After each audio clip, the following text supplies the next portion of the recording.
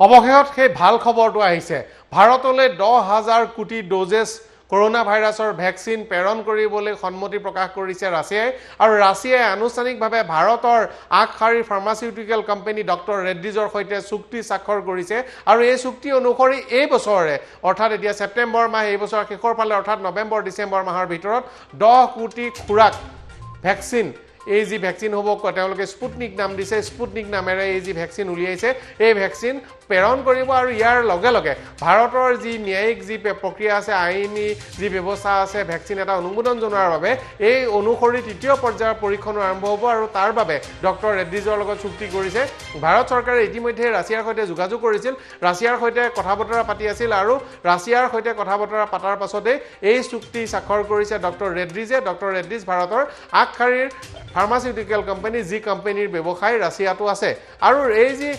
নিয়ম অনুসৰি এতিয়া ভাৰতত এই যি খুৰাক আছে এই খুৰাকসমূহ দিয়াৰ আগতে তৃতীয় পৰ্যায়ৰ যি পৰীক্ষা ভাৰতত কৰিব লাগিব এই কথাত সন্মতি প্ৰকাশ কৰিছে আৰু ৰেড্ডিজকে এই দায়িত্ব দিছে গতিকে ৰেড্ডিজে শীঘ্ৰেই ইয়াৰ তৃতীয় পৰ্যায়ৰ পৰীক্ষা আৰম্ভ কৰিব আৰু দ্বিতীয় পৰ্যায়ৰ পৰীক্ষাৰ লগে লগে তেওঁলোকে এই যি নৱেম্বৰ বা ডিসেম্বৰ মাহলৈ এই বছৰৰ শেষৰ ভাগলৈ এই ভ্যাকচিন পাব আৰু 10 কোটি ডোজেছ 10 কোটি খুৰাক পাব 10 কোটি লোকে ল'ব পাৰিব আৰু এই ভ্যাকচিন আহি পাবহি এইটো এটা চূড়ান্ত কৰিছে যি ৰাছিয়ান ডাইৰেক্ট ইনভেষ্টমেণ্ট ফাণ্ড আছে RIDF নামৰ প্ৰতিষ্ঠানটো RIDF নামৰ প্ৰতিষ্ঠানটোৰ যি মুৰব্বী আছে এই মুৰব্বীয়ে সংবাদ মাধ্যমক এই কথাটো প্ৰকাশ কৰিছে আৰু তেওঁলোকে কৈছে যে ডক্টৰ ৰেড্ডিজৰ সৈতে তেওঁলোকে চুক্তি কৰিবলৈ পাই ভাল পাইছে আৰু এই ভ্যাকচিন ভাৰতত উপলব্ধ হ'ব আৰু ভাৰতত এটা দুটা কামেই বাকি আছে ভাৰতত যেহেতু ভ্যাকচিন বিপণন কৰিবৰ বাবে তৃতীয় পৰ্যায়ৰ পৰীক্ষা ভাৰতত হ'ব লাগিব এক নম্বৰ কথা আৰু দুই নম্বৰ কথা হ'ব লাগিব যে ভাৰতত ইয়াৰ ৰেজিষ্ট্ৰেচন হ'ব লাগিব পঞ্জীয়ন হ'ব লাগিব ভাৰত চৰকাৰৰ ওচৰত গতিকে এই দুটাই কাম কৰিবৰ বাবে তেওঁলোকে ৰেড্ডিজক বাছনি কৰিছে আৰু ৰেড্ডিজে কৰিব বিশ্বজুৰি তিনিটাকৈ মূল ভ্যাকচিন কোম্পানীৰ সৈতে ভাৰতৰ চুক্তি চলি আছিল তাৰ ভিতৰতে এটা আছিল যি কেম্ব্ৰিজ ইউনিভাৰ্চিটিৰ উদ্যোগত হৈছে এষ্ট্ৰাজেনেকাৰ যি ভ্যাকচিন আছে এই ভ্যাকচিন কোভাক্সিন যিটোৰ পৰীক্ষা কিছু দিনৰ বাবে বন্ধ কৰা হৈছিল যদিও কালি পুনৰ এই পৰীক্ষা খুলি দিয়া হৈছে সেৰাম ইনষ্টিটিউট নামৰ ভাৰতৰ প্ৰতিষ্ঠানটোৱে এই ভ্যাকচিনৰ তৃতীয় পৰ্যায়ৰ পৰীক্ষা কৰিব দ্বিতীয় এটা ভ্যাকচিন হ'ল জনসন এণ্ড জনসনৰ উদ্যোগত যি ভ্যাকচিনৰ প্ৰস্তুতি চলি আছে এই ভ্যাকচিনৰ কামো ভাৰতৰ তৃতীয় পৰ্যায়ৰ পৰীক্ষা চলিব কিন্তু পৰীক্ষা চলাৰ ক্ষেত্ৰত সকলোতকৈ আগবাঢ়ি গ'ল স্পুটনিক নামৰ ৰাছিয়াৰ এই ভ্যাকচিনটো ৰাছিয়াৰ যি কোম্পানী আছে তেওঁলোকে এই যি ভ্যাকচিনটো প্ৰস্তুত কৰিছে আৰু ভ্যাকচিনটো প্ৰস্তুত কৰাৰ পাছৰ পৰাই ভাৰত চৰকাৰ ৰাছিয়াৰ সৈতে যোগাযোগত আছিল ইতিমধ্যে ইয়াৰ যি ৰাছিয়াত চলা যি পৰীক্ষা আছিল এই পৰীক্ষাৰ সময়তে পুটিনৰ কন্যাই এই ভ্যাকচিন গ্ৰহণ কৰিছিল ৰাছিয়াৰ গামালেয়া ৰিচাৰ্চ ইনষ্টিটিউট অফ যি ভিৰলজি এণ্ড মাইক্ৰ'বায়'লজি আছে তেওঁলোকে এই ভ্যাকচিনটো নিৰ্মাণ কৰিছে ৰাছিয়াৰ প্ৰতিৰক্ষা বাহিনীৰ সহযোগত আৰু এই সমগ্ৰ বিষয়টো এইটো এটা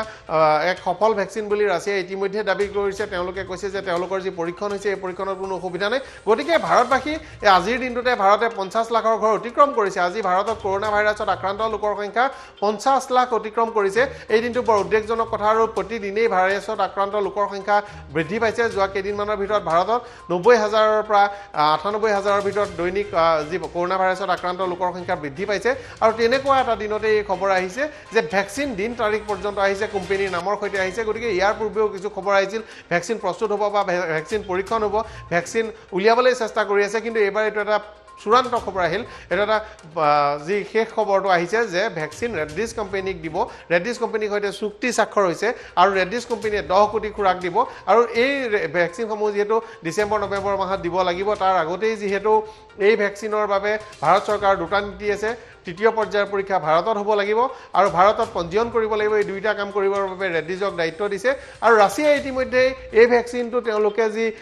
জৰুৰীকালীন যি পঞ্জীয়ন আছে এই পঞ্জীয়নৰ কাম আৰম্ভ কৰিছে অৰ্থাৎ জৰুৰীকালীন সেৱাৰ লগত জড়িত বা জৰুৰীভাৱে ভ্যাকচিন যাক লাগে তেওঁলোকে ইতিমধ্যে নাম পঞ্জীয়ন কৰিব পৰা অৱস্থালৈ ৰাছিয়া গৈছে আৰু নাম পঞ্জীয়ন কৰিছে আৰু সেই লোকসকলক ৰাছিয়াই শীঘ্ৰেই ভ্যাকচিন প্ৰদান কৰিব এই কথা জানিবলৈ দিছে আৰু ৰাছিয়াই বহল পৰিসৰত এই ভ্যাকচিন প্ৰদান কৰিবৰ বাবে আগবাঢ়ি গৈছে আৰু ইয়াৰ পিছতে আন দুটা যি সংস্থা আছে সেৰাম ইনষ্টিটিউটে যি প্ৰস্তুত কৰিব আজিৰ পৰা তেওঁলোকক অনুমতি দিয়া হৈছে পুনৰ তেওঁলোকৰ পৰীক্ষণ আৰম্ভ কৰিবলৈ তেওঁলোকৰ ফেজ 2 ট্ৰায়েল দ্বিতীয় পৰ্যায়ৰ পৰীক্ষণ তেওঁলোকৰ চলি আছে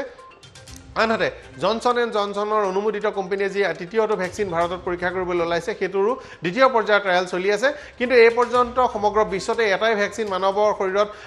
যি দিব পৰাকৈ সাজু হোৱা বুলি প্ৰকাশ কৰিছে সেইটোৱে হৈছে ৰাছিয়াৰ স্পুটনিক আৰু ৰাছিয়াৰ যি স্পুটনিক নামৰ এই ভ্যাকচিন আছে এই ভ্যাকচিনটো ইতিমধ্যে ভাৰতৰ এই প্ৰতিষ্ঠানটোক দিব বুলি তেওঁলোকে আনুষ্ঠানিকভাৱে চুক্তি কৰি ভাৰতৰ সৈতে এই যি ভ্যাকচিনৰ সহযোগিতা এই কথা নিশ্চিত কৰিলে